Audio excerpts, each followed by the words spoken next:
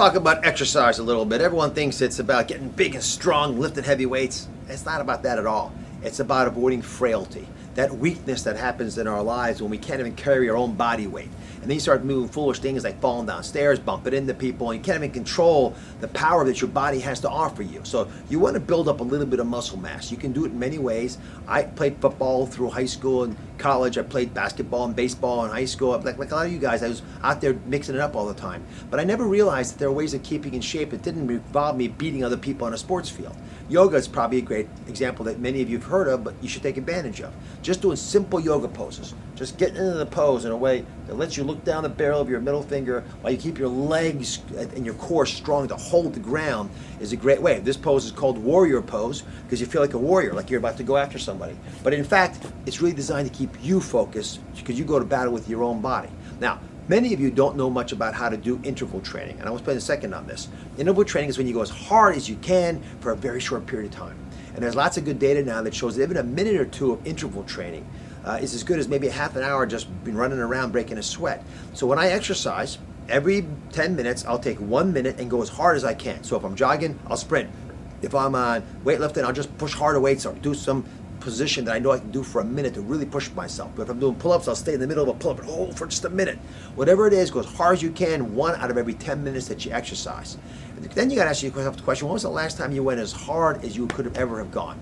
Well, a lot of people don't know if they've done that. But I tell you, this picture of me squatting and sitting, that's an example of a way of pushing yourself a little harder than usual. This is me in the studio doing it. You can do that right now. This is how humans always used to sit around the campfire. Frankly, you can go to the bathroom in this pose too. It works pretty well. That's how our bodies are designed to be used. But notice what I'm doing. I'm crouched down. My lower back is being opened up as I sit in that crouch. My knees are being stressed a little bit. My ankles are being stressed. My neck is being relaxed as I lean forward. The entire body is exercised by what's sometimes called Homo sapien position number 1. Homo sapien, of course, meaning the human's position number 1. I call it the squat sit, but you can do whatever you want to do with it. Make sure that it works for you and relax your entire body all at once. I challenge any of you to sit in this position when we're done for just 2 minutes. See what it feels like. And if you can do it for 2, you keep going. And if you can't do it at all, don't worry about it. Work your way to it. Your body will open up and relax over a couple days. Now, if you haven't gone full speed, look at this cheetah. It's running after its prey as fast as it can, and the prey is helpless. It can't possibly keep up. There's not an ounce of fat on this animal. The question is, can you go as fast as that animal? Yes, you can. You can absolutely go as fast. Faster, faster, faster. In fact, you can save anybody you want. If you realize that you are able to do what you want to do in life. Your body is a wonderful reminder, the temple of the soul, of the power you've been granted, the most valuable thing your parents ever gave you. It's right there for you. Take advantage of it, use it as best you can, and take it. And remember always that it's your opportunity to make mistakes. It's your decisions that will allow you to course correct those mistakes as well. I always think about it like when I'm driving down the road and I'm sitting in my car and I've got my GPS on, right? Or I've got my smartphone helping me out. And I make a turn, it's the wrong one. What does my GPS say? It says, don't worry about it. Don't be a schmuck. Just make a U-turn and get back on the right road. It's not a big deal because we all make mistakes.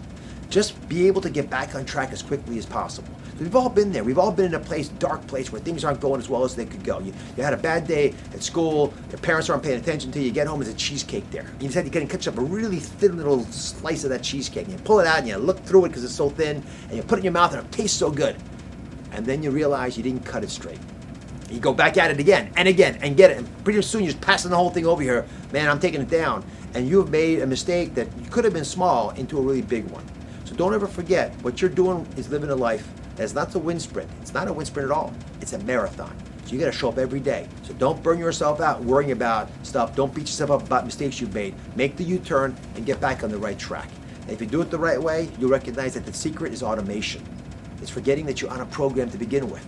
And give yourself a couple weeks. It doesn't happen overnight. You can't get rid of bad habits. You have to replace bad habits.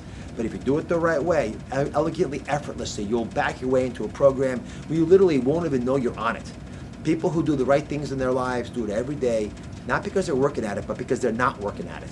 You should do the same thing as you go through school. Figure out a system that works, the right time to get up, the right things to eat for breakfast, what to have as a snack, all the things that might trip you up.